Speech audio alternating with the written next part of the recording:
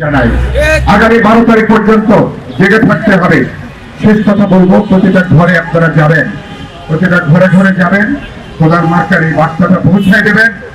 এবং এই আসনে বিএনপির মার্কা হচ্ছে কোদাল মার্কা, এই আসনে তারেক রহমানের মার্কা হচ্ছে কোদাল মার্কা, এই আসনে আনোয়ারুজ্জামান আনোয়ার ভাইয়ের মার্কা কোদাল মার্কা, আমার শাহআলম ভাইয়ের মার্কা এখানে কোদাল মার্কা, আমার এখানে তোফাইল ভাই সহ আমার যুবকে তারা সকলের নাম বললেন, তিনি দায়িত্ব পেয়েছেন, তাদের মার্কা এখানে হচ্ছে কোদাল মার্কা।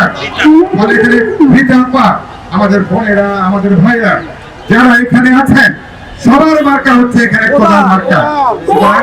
এই কোদালের ডাকটা আমরা পৌঁছাই দেব, বার্তাটা পৌঁছাবে প্রতিটা ঘরে, প্রতিটা প্রতিষ্ঠানে, প্রতিটা ব্যক্তির কাছে। আর কোন সংস্কারিতে আমরা পা দেব না। আর যারা সন্ত্রাস করে ছবি তুলে রাখবেন, ভিডিও করবেন, ছবি তুলে রাখবেন, সাংবাদিকদেরকে আমাদেরকে জানাবেন, নির্বাচন কমিশনে আনোয়ার ভাই, আকবর খান তাদের কাছে এগুলো পৌঁছায় দেবেন। নির্বাচন কমিশনকে আমরা পরিষ্কার করে বলবো এবং আমরা কোনোদিন আর এই ধরনের কোনো কাজ দেখতে চাই না। প্রয়োজন বোধে তারা যে অব্যাহত রাখে, তারা নির্বাচন করতে পারবেন কিনা সে ব্যাপারে প্রয়োজন বোধে আমরা উদ্যোগ গ্রহণ করব।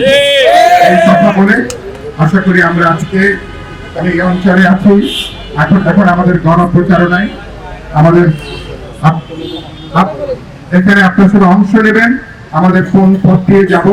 আমাদের এই সভার উদ্যোক্তা এখানে বিএনপি নেতা তমাল, তিনি ওয়ার্ডের তিনি সম্পাদক, আর তিনি আপনাদেরকে বলবেন কোন রুটে আমরা যাব।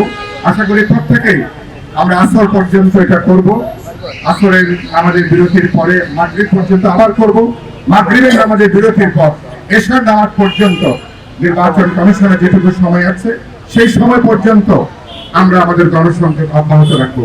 সবাইকে সালাম জানাই, শুভেচ্ছা, আমার বক্তব্য শেষ করছি। সবাইকে ধন্যবাদ।